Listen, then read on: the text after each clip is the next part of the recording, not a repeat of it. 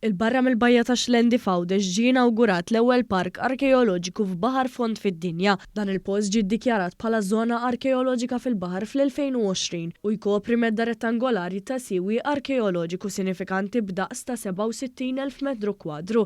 Il-fond tal-baħar fejn hemm il-park ivarja bejn 105 metri u 115 metru u fih wieħed isib ramel fin u sikek biqrol li llum u estint. Minkejja li l-fond li fih jinsab dan il-park jagħmlu aċċessibbli biss għall-għaddasa tekniċi, Heritage Malta se tkun qed twassal dak li hemm mistur fih il-baħar lill-udjenzi speċjalizzati u lill-pubbliku in ġenerali. Madwar is-sikek wieħed jista' jara ġemat ta' oġġetti arkeoloġiċi, l-aktar anafori, aktar li hemm aktar fdalijiet arkeoloġiċi midfunin fir-ramel meta wieħed iqis is-sediment li jinġar kontinwament mill-witt ta' Xlendi kif ukoll il-preżenza ta' oġġetti parzjalment midfunin. Il-park sponsorjat mill-Fondazzjoni tal-Ajruport Internazzjonali ta' Malta u l-frott ta' sforz kollaborattiv bejn it-taqsima tal-Wild Kulturali taħt il-baħar fih dan Heritage Malta u s-Sovrintendenza tal-Patrimonju Kulturali, l-Università ta' Malta u l-Kunsill Lokali tal-Munxar. Il-Professur Timi Gambin li jmexxi t-taqsima tal-Wirt Kulturali ta' taħt il-baħar fih dan Heritage Malta semma kif fi Xlendi ilha tintuża teknoloġija innovattiva ta' taħt il-baħar sa minn tmiem is-snin 50 tas-seklu ieħor.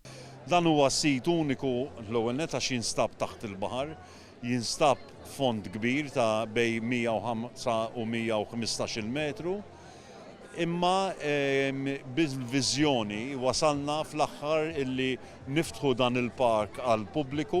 Il-Ministru għall-Wirt Nazzjonali l-Arti u l-Gvern Lokali Owen Bonnici għalli permezz ta' dan il-park ir-riċerkaturi u l-bugħaddasa tekniċi mid-dinja kollha jistgħu jesploraw l-istorja ta' Malta minn perspettivi differenti.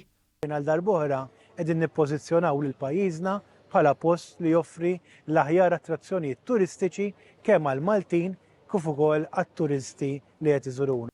Il-Ministru Għawdex Clint Camilleri esprima s-sodisfazzjon tiegħu li l-ewwel park arkeoloġiku fil-fond tal-baħar qed jitnieda fil-Gżira Awċija.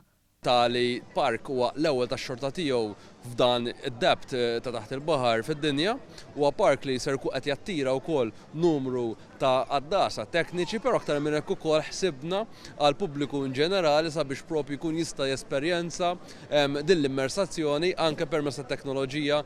Iċ-ċermen tal-Fondazzjoni tal-Ajruport ta' Malta Josef Formosa Gawċi qal li d-deċiżjoni tal-Fondazzjoni li tappoġġja dan il-proġett kienet waħda faċli għax il-wirt ta' taħt il-baħar u parti integrali mill-prodott turistiku tal-Gżejjer Maltin kif ukoll mill-identità tagħna. Damien Spiteri, s-Sindku tal-Munxar, qal li inizjattivi bħal dawn joffru dimensjoni unika tal-wirt kulturali u storiku li jinsab fi Xlendi u l-promozzjoni tal-istorja rikka tiegħu.